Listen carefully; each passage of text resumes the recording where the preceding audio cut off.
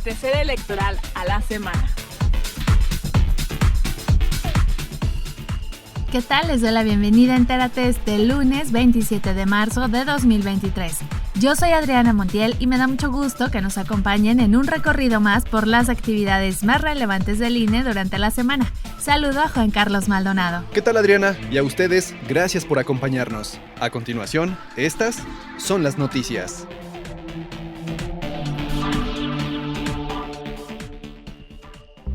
El INE concluyó la fiscalización de las precampañas y del periodo de obtención de apoyo de la ciudadanía de las elecciones locales del 4 de junio en Coahuila y Estado de México. Además, llevó a cabo el foro Paridad, Elecciones Incluyentes, Violencia Política Digital y Mediática contra las Mujeres. Y como parte de las actividades de conmemoración del Día Internacional de las Mujeres, realizó el tercer panel Buenas prácticas para el impulso de la participación política de las mujeres a cargos municipales. El INE informó que se normalizó el proceso de producción y entrega de credenciales para votar luego de la restitución del secretario ejecutivo Edmundo Jacobo. El Comité Técnico para la Implementación de la Reforma Electoral avaló lineamientos para la revisión, redimensionamiento y compactación de la estructura orgánica de las unidades administrativas del Instituto.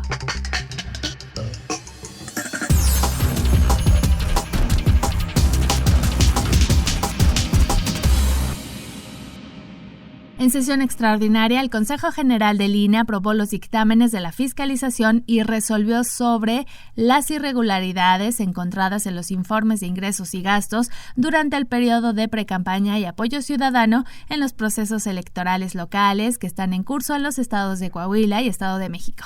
El consejero Jaime Rivera explicó que en el Estado de México se registraron ingresos aproximados por 61.1 millones de pesos y se refirió a las diversas multas impuestas por las irregularidades encontradas, como egresos no reportados, aportaciones de ente no permitido, la omisión de presentar informes o su presentación extemporánea, entre otros. Al Partido Revolucionario Institucional se le sanciona un monto de 403,769 pesos. Al Partido del Trabajo se le sanciona con un monto total de 1,099 pesos. El Partido Verde Ecologista de México se sanciona con un monto total de 54,032 pesos. Al Partido Morena se le sanciona por un monto total de 623,777 pesos. Al Partido Nueva Alianza se le sanciona con un monto de 962 pesos. Dijo que en las dos entidades no se rebasaron los topes de gastos y agregó que en Coahuila se registraron ingresos aproximados por 11.5 millones de pesos y se refirió a las diversas multas. Al Partido Acción Nacional se le sanciona por 26,000 pesos. Al Partido Revolucionario Institucional por un monto de 199,000 pesos. A Movimiento Ciudadano se le sanciona por 7,697 pesos. Al Partido del Trabajo una sanción de 239,000 pesos. Al Partido Morena se le sanciona con un monto total de 4,951,758 pesos. Esto se refiere principalmente a aspirantes a candidaturas a diputaciones locales que no fueron debidamente informados. Al Partido Unidad Democrática de Coahuila, partido local, se le sanciona por 141,000 pesos. El consejero Ciro Murayama reconoció el trabajo realizado por la estructura del INE en la fiscalización de estas elecciones. Que le permite a este consejo cumplir con su obligación de realizar una fiscalización exhaustiva y expedita. Los hallazgos que contienen estos documentos, estos dictámenes, pues son posibles gracias a la profesionalización de la labor fiscalizadora, al trabajo de coordinación del personal de monitoreo y de los enlaces que trabajan en las juntas locales y distritales, a toda la estructura de la unidad técnica, mi agradecimiento y reconocimiento.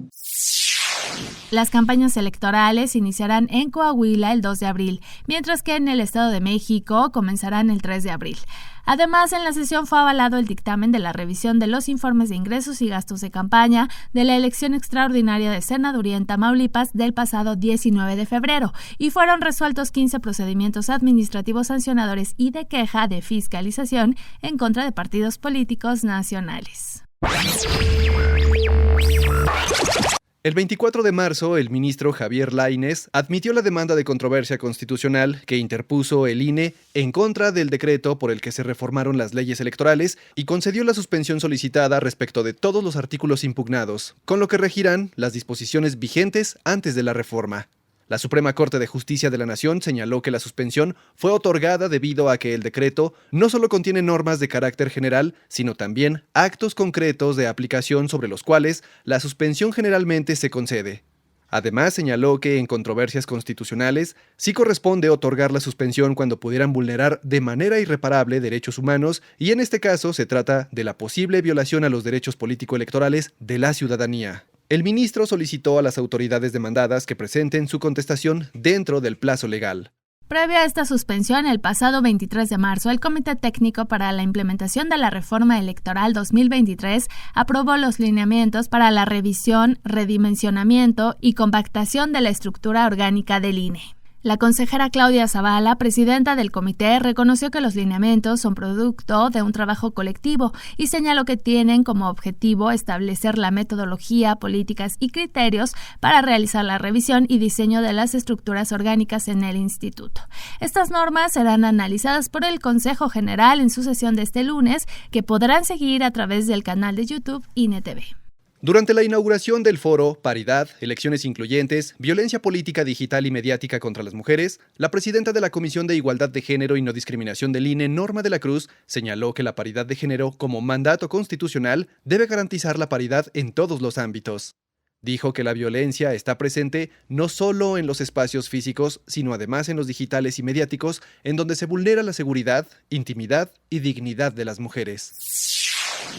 Basta, las mujeres que nos desempeñamos en el ámbito político, basta que seamos el blanco histórico de la violencia, la cual no está solo presente en los espacios físicos, pues a través de los espacios digitales y mediáticos también se vulnera la seguridad, intimidad, dignidad y la vida privada de las mujeres.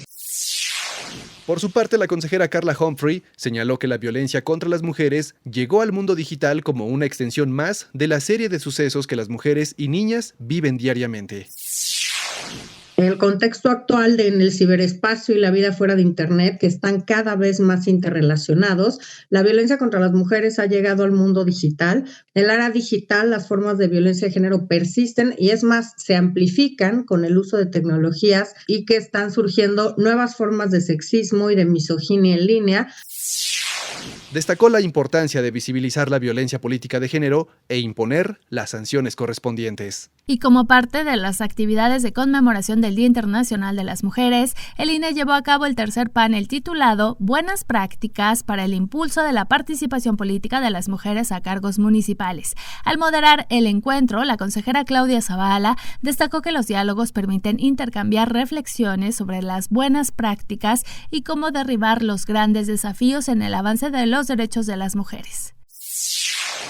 Hemos dado grandes avances y lo que se trata de esto es de dialogar cómo le hemos hecho para tener estos resultados, de ahí extraer las buenas prácticas y poderlas aplicar y que permeen a nivel nacional, a nivel local, cada una en nuestros contextos, cada autoridad en nuestro propio contexto, pero siempre aprendiendo de las demás autoridades y sobre todo también ver cómo derribamos esos retos, ¿no? Esos grandes desafíos y las tensiones que generalmente estos temas representan en el avance de los derechos de las mujeres. La consejera del Instituto Estatal Electoral de Baja California Sur, Perla Marisol Gutiérrez, dijo que los institutos electorales garantizan postulaciones paritarias mediante acciones afirmativas, por ejemplo, cuando la ley no contempla la obligatoriedad en la aplicación de bloques de competitividad para la postulación de hombres y mujeres paritariamente.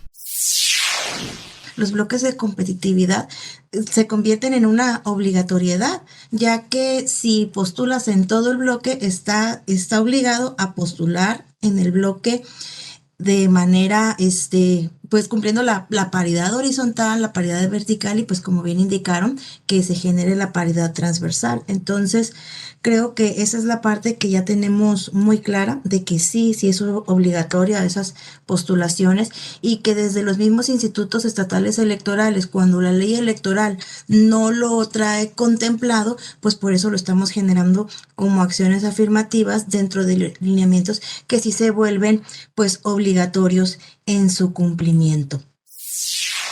Elizabeth Arredondo, consejera del Instituto Electoral de Quintana Roo, señaló que los criterios de paridad buscan que cada vez más mujeres lleguen y accedan libremente a los cargos municipales.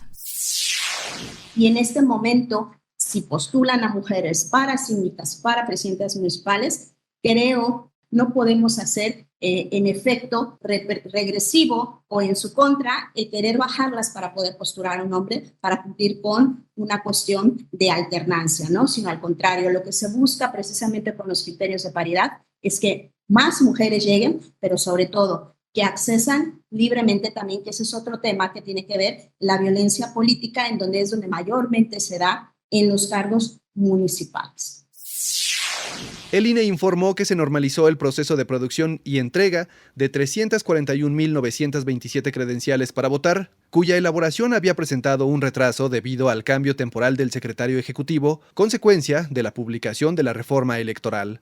El instituto señaló que las credenciales para votar que se solicitaron del 3 al 9 de marzo tuvieron un ajuste en su diseño para que apareciera en ellas la firma de Roberto Heicher Cardiel, quien ocupó la encargaduría de despacho de la Secretaría Ejecutiva.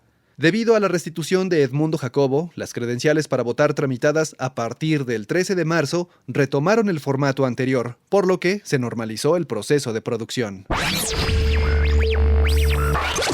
La semana pasada, el consejero presidente del INE, Lorenzo Córdoba, realizó una visita de trabajo a Washington, D.C. y Nueva York, en Estados Unidos, donde sostuvo reuniones con instituciones que desde 2014 han sido aliadas fundamentales en los trabajos sustantivos del instituto. El objetivo de esta visita de trabajo fue el fortalecimiento de las políticas y acciones institucionales de vinculación, información, intercambio y cooperación del INE con la comunidad internacional en materia electoral y de fortalecimiento de la democracia. Participó de manera virtual en el lanzamiento de la Red Global para asegurar la integridad electoral, en donde señaló la importancia de la imparcialidad e independencia de los órganos electorales para preservar el orden democrático y el ejercicio de derechos políticos.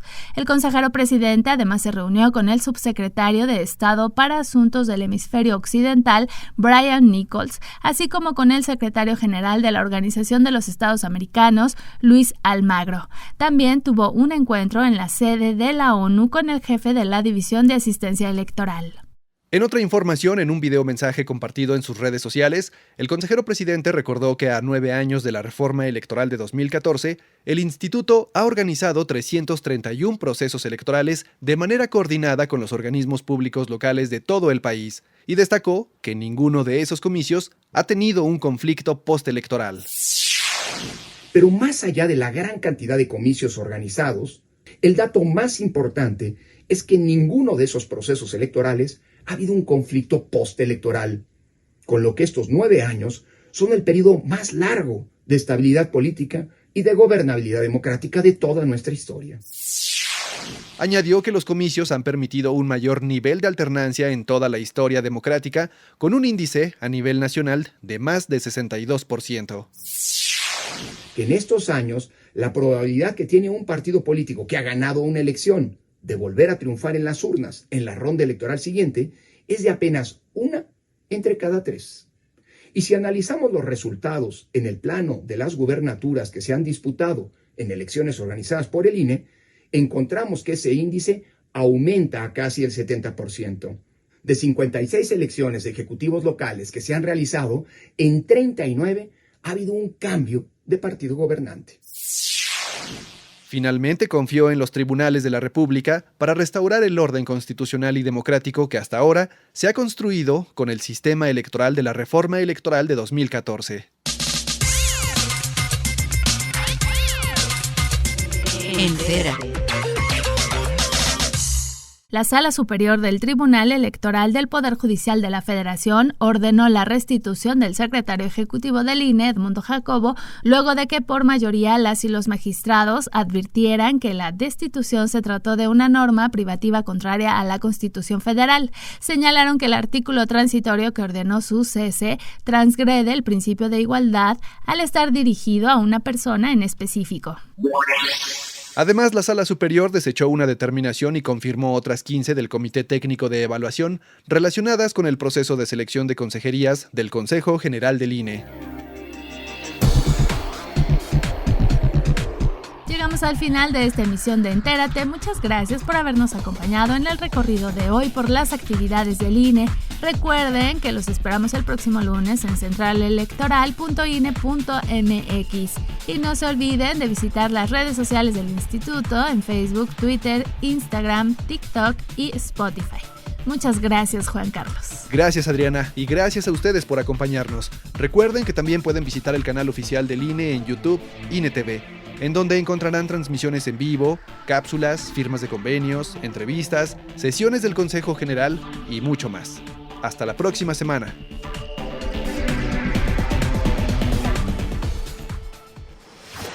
Central Electoral.